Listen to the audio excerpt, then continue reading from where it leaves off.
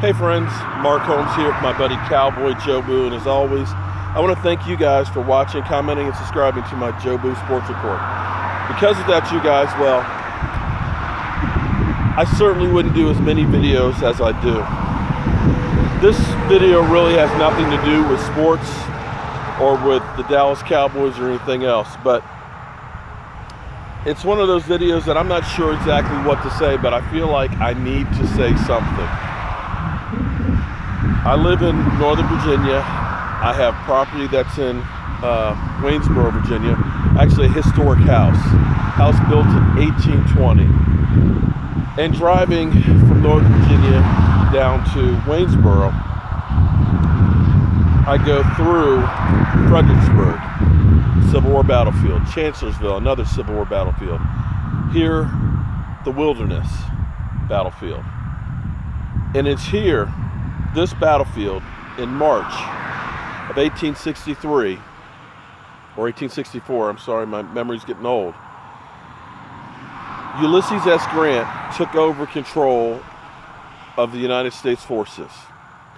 And where I'm standing during March, a 3-day battle took place.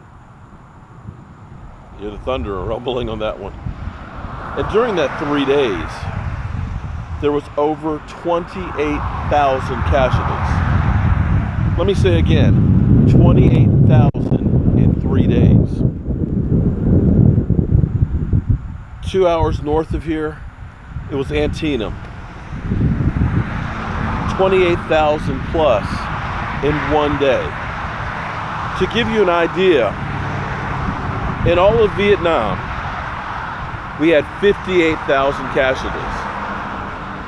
In essence, 4 days, we had the same amount of casualties that we had in all of Vietnam. Our president's about to talk about Afghanistan, probably putting more troops there. What we have to understand is, war is ugly. We don't need to forget about what really happens in war. And it's nothing new. When the Civil War came about, the first battle, Bull Run, women packed picnics. That's right. They wanted to see the U.S. Army go kick the rebels' ass. And they thought it was going to be beautiful. They packed lunches, got in their wagons, rode to Manassas to watch the battle. And that's when all hell broke loose. That's when the reality of war and all of its ugliness reared its head. And people found out war is ugly. Well, here's the thing about Afghanistan. I do work at the Smithsonian. I go to the Sackler Gallery, and you can go there and you can view this for yourself. There's some beautiful artworks from the Afghanistan people. And there's a video that every morning I see about this 80-some-year-old man who lived through 35 years of continuous war in Afghanistan. Let me say that again. 35 years of continuous war. When the Soviets advanced into Afghanistan in 1980, the Afghanistan people banded together and became the Mujahideen. The Mujahideen fought the Soviets for 8 years with our backing. We gave them Stinger missiles as well as other weapons to fight the Soviets' aggression. And they won. It bankrupted the Soviets.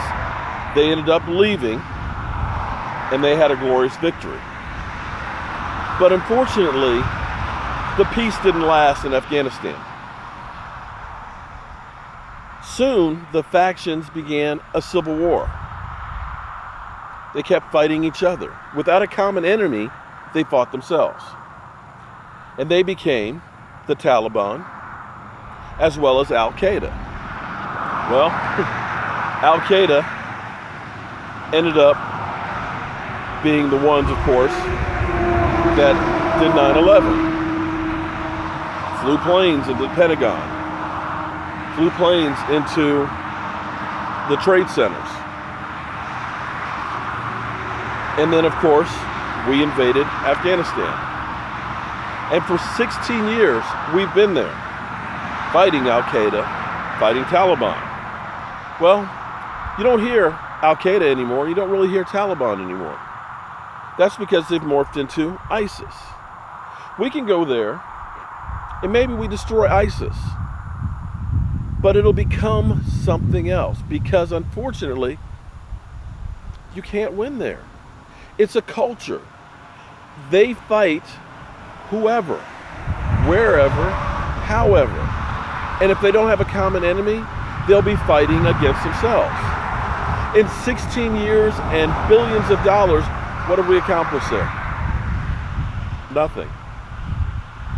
And if you know your history, you'll know that modern day Iraq, Afghanistan, Mesopotamia, it's been fighting for thousands of years.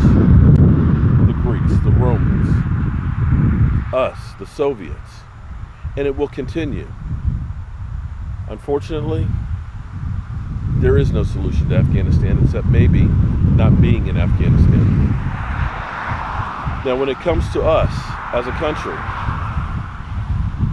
we have a great history. Some good, some bad. But you can't forget and ignore what's happened in the past. Because when you forget what happens, or you sugarcoat it, when you don't realize the real path of our history, you make those same mistakes twice.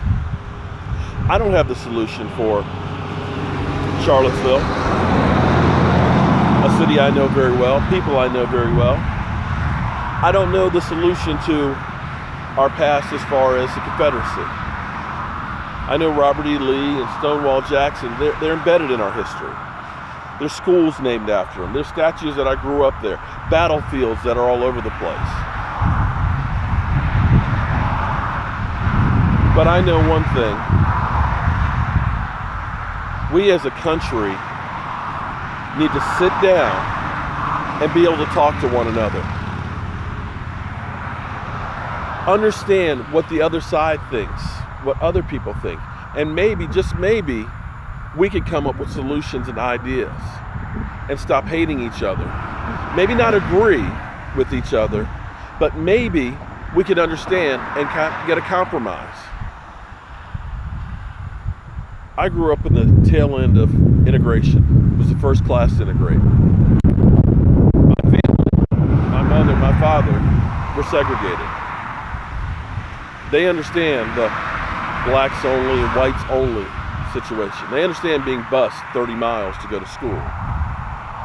They understand about not going in the wrong neighborhoods. I'm not sure what to actually say in this video, but I'm just trying to start a conversation.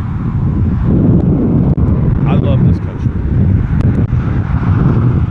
Doesn't mean I love every single thing that we've done in our country.